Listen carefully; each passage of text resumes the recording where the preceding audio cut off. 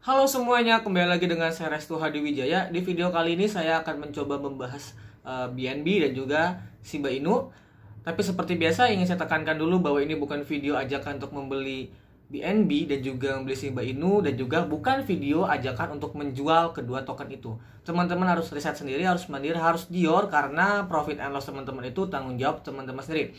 Dan juga selalu saya ingatkan, jangan langsung percaya kepada video ini. Karena kenapa? Karena saya juga belum tentu benar. Oke, kita nggak perlu lagi basa-basi, kita bahas BNB dan juga Shiba Inu sekarang.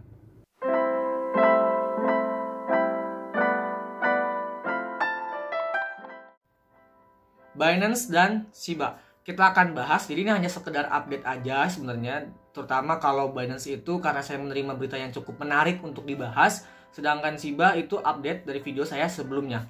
Oke, kita langsung aja pindah ke monitor di depan saya. Jadi sekarang kita lihat dulu aja deh. Oke, kita lihat harga atau ya price saat ini di CoinMarketCap. BTC 61.000 ya, tadi sempat 60.000. Sebelum videonya dimulai sempat 60 ribuan, sekarang 61.000. Ya oke lah, nggak ada masalah. Ini rata-rata mungkin lagi naik ya. Maksudnya dibanding 24 jam yang lalu ini lagi lebih bagus harganya. Masih mayoritas hijau walaupun ada beberapa yang merah, tapi ya sudah lah gitu. Sekarang kita lihat aja dulu BNB itu di harga $481. Dan kita bahas berita BNB dulu aja. Oke, nanti kita bahas berita Shiba. BNB di sini dijelasin ada berita dari bitcoin.com, itu judulnya Binance Smart Chain developernya mengusulkan mekanisme pembakaran biaya gas seperti Ethereum. Oke? Loh, bukannya sekarang udah ada pembakaran di BSC? Jawabannya benar ada. Setahu saya itu BSC itu ada 200 juta token. BNB ada 200 juta token totalnya. Dengan 100 juta tokennya itu di burn maksimalnya ya. Tapi sekarang itu developer mengusulkan mekanisme baru nih, yaitu ini kita baca aja ya. Pengembang Binance Smart Chain, platform blockchain terdesentralisasi yang didukung oleh Binance, telah mengusulkan untuk menerapkan mekanisme untuk pembakaran token BNB berdasarkan pemanfaatan jaringan.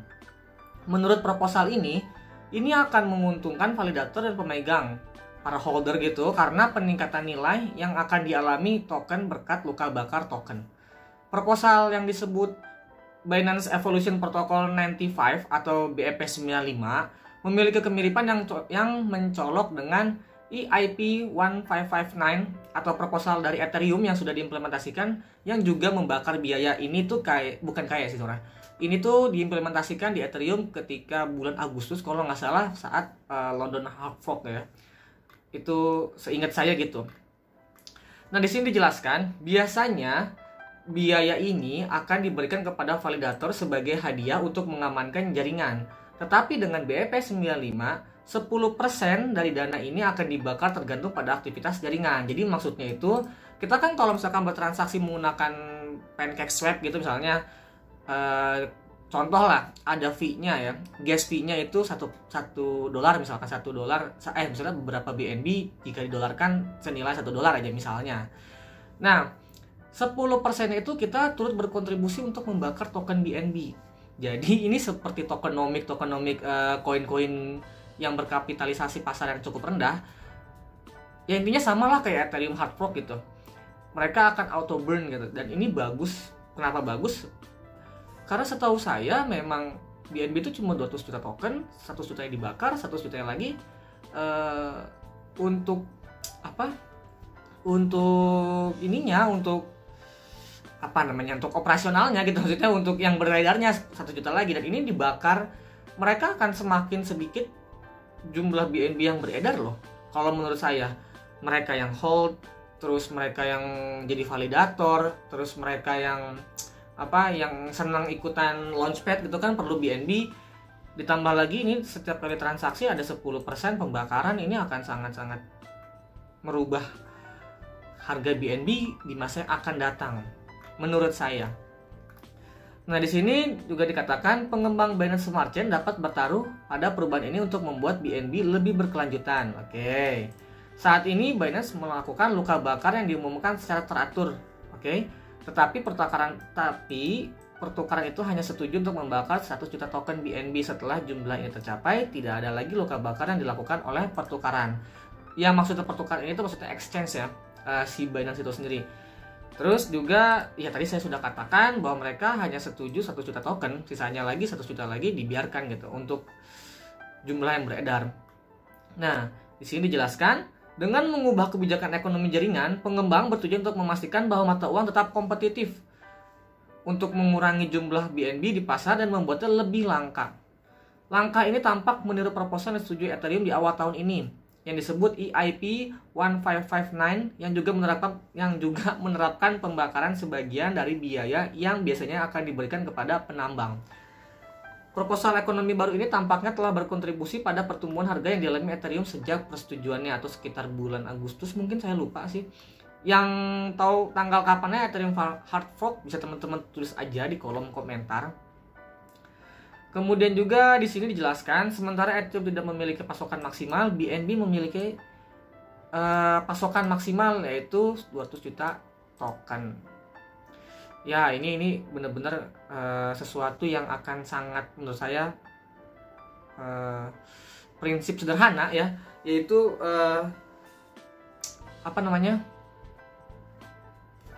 supply and demand. Jadi dimana semakin besar nanti permintaannya, supply-nya sedikit, akan jelas menaikkan harganya. Kenapa saya katakan supply-nya semakin bertambah? Karena di video saya yang ini nih, di situ Binance baru saja mengumumkan mengeluarkan dana sebesar 1 miliar US dollar untuk ekosistem BSC. Teman-teman yang penasaran mungkin bisa tonton aja videonya. Di situ dijelaskan bahwa Binance ke depan akan sangat-sangat luar biasa menurut saya pribadi, ditambah lagi kalau misalkan ini diterapkan ya. Ini pendapat saya pribadi aja gitu. Gak ada yang gimana-gimana. Oke, sambil ini kita buka dulu deh chartnya Binance ya di sini di CoinMarketCap. Sorry ini sinyalnya agak lambat. Oke, kita buka trading view-nya sambil kita lihat dulu deh. Di sini koin favorit saya Cardano lagi naik, tapi cuman segini 1%, ya sudahlah gitu. Polkadot tapi bagus harganya segini. Oke lah. Nah, kita buka. Nah, ini dia BNB. Kita masuk indikator, kita pakai ini aja deh, EMA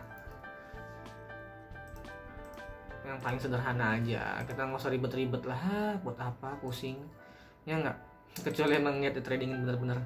Ini kita ganti 30, yang ini kita ganti 180, yang ini 365 aja. Kita pakai time frame daily. Oke, kita lihat di sini harga Binance ya. Kalau saya sih berpikir memang Binance itu lagi disetel gitu harganya. Dia kan lagi banyak tekanannya sebenarnya si Binance-nya itu. Jadi memang kalau dia terlalu mencolok menurut saya juga kurang aman lah gitu. Jadi lebih baik begini sih bagus. Sementara ini disetel dulu harganya di sekitaran harga sini-sini juga tuh kan. Bahkan ini juga udah sampai lewat tuh. Ya teman-teman bisa lihat aja sendiri. Oke, sekarang kita akan bahas Shiba Inu. Kenapa Shiba lagi? Jadi di video saya sebelumnya di sini nih, saya mencoba menjelaskan tentang potensi harga Shiba untuk beberapa hari ke depan. Tepatnya untuk, ya berarti kalau video saya yang di situ tadi itu ngebahas harga, berarti 3 hari ke depan aja gitu. Dan di video itu saya mengatakan Shiba akan cenderung sideways. Oke, kita lihat harga Shiba saat ini ketika video ini dibuat cenderung sideways. Saya tidak bilang saya benar gitu. Saya justru akan mengatakan bahwa saya kebetulan benar. Jadi bukan serta-merta saya bisa memprediksi harga Shiba, enggak juga, hanya kebetulan benar aja gitu. Dan ini menurut saya cukup bagus ya, harganya lagi sideways. Kenapa bagus? Nih, saya kasih lihat di sini. Di sini dijelasin, di sini dikasih tahu di website itu Shiba, tadinya kan Shiba di sini nih yang terbesar. Nah, sekarang Shiba cuma ada sekitar 11% dari ini ERC20 token hold state visualization. Tadinya tuh kalau nggak salah Shiba di sini nih, terus turun ke sini. Dan kalau nggak salah kemarin itu di video saya yang tadi di situ tuh, teman-teman bisa lihat aja, itu 1, sekian miliar dolar gitu nilainya ya, nilai ininya kalau diperkirakan dalam dolar. Sekarang turun Shiba, tapi di sininya sideways. Nah, menurut saya tetap bagus. Kenapa? Pertama, di sini ketika video ini dibuat, disinyalir tetap masih ada 95 whale yang memegang Shiba gitu di dompet whale ya. Disinyalir, nggak tahu saya bener apa enggaknya gitu kan, saya nggak riset. Oke, di sini juga dijelasin per tanggal 20 di video saya sebelumnya itu tanggal 20-an karena 3 hari yang lalu itu ada yang sell 8 juta US dollar kalau di convert dalam dolar gitu. Kemudian tanggal 22-nya itu juga sell lagi 1,5 juta. Kemudian tanggal 18 jam yang lalu nilai SIP itu setara dengan 865 juta dolaran, sekitar segitu. Berarti turun dari video saya sebelumnya 1 miliar sekian. Kemudian di sini ini whale memindahkan token ke wallet yang lain lah, intinya gitu aja sih. Di sini 6 jam yang lalu ada yang jual 2,5 juta US dollar ya. Nah, di sini 3 jam yang lalu ada lagi yang beli itu sekitar 1,3 juta US dollar. Tuh ini banyak banget loh yang jual. Kan lu tuh lebih suka banyak whale yang masuk. Betul. Terus kenapa lu bilang harganya ini cenderung bagus? Jawabannya simpel menurut saya. Artinya ini yang nahan sudah bukan whale. Maksudnya cenderung bukan whale yang nahan. Maksudnya gimana sih? Kita pakai indikator ya biar gampangan.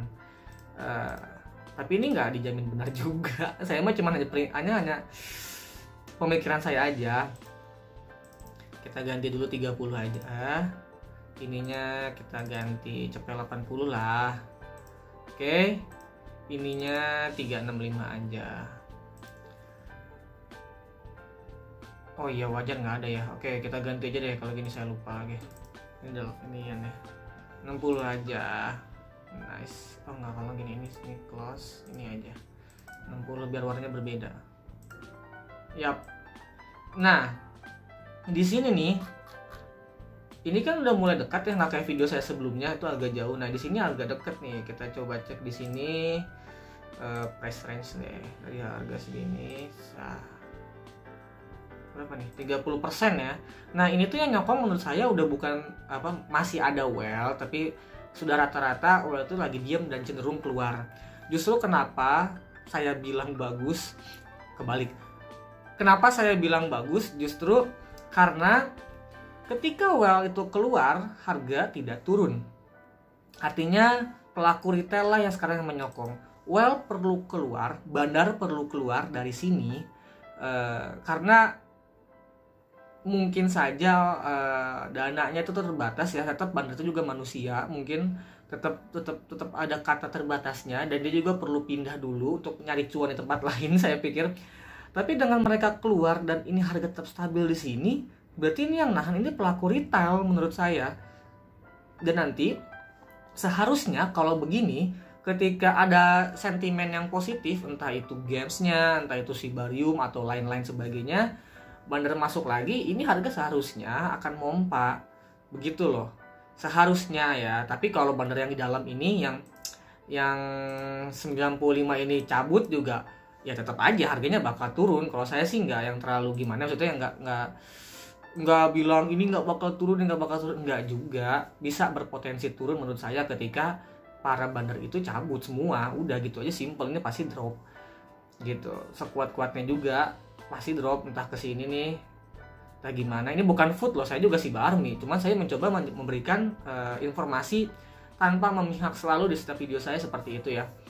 Jadi menurut saya tetap lagi bagus posisi ini. Kita akan lihat bagaimana ke depan.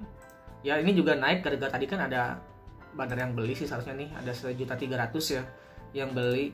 Dia cukup naik, terus ketahan juga sama memang pelaku pasar yang sudah siap ibaratnya hold ya, karena sudah tahu akan ada gamesnya, akan ada Shibarium dan lain sebagainya. Jadi kalau saya sih tetap slow, tetap santai, karena sebelum dia pump juga di sini juga kita mau udah cuan gitu, nggak perlu pusing-pusing lagi Ya, jadi kalau dia makin paham ya udah syukur alhamdulillah, nggak apa kalau dia ambil pusing. Oke. Itu aja video saya kali ini. Semoga video ini bisa bermanfaat dan bisa diambil ilmunya dan bisa jadi referensi yang bagus, yang baik, yang netral, yang adil untuk teman-teman semua. Semoga kita ke depan bisa lebih gampang cuan, dan salam dari saya Restu Hadi Wijaya.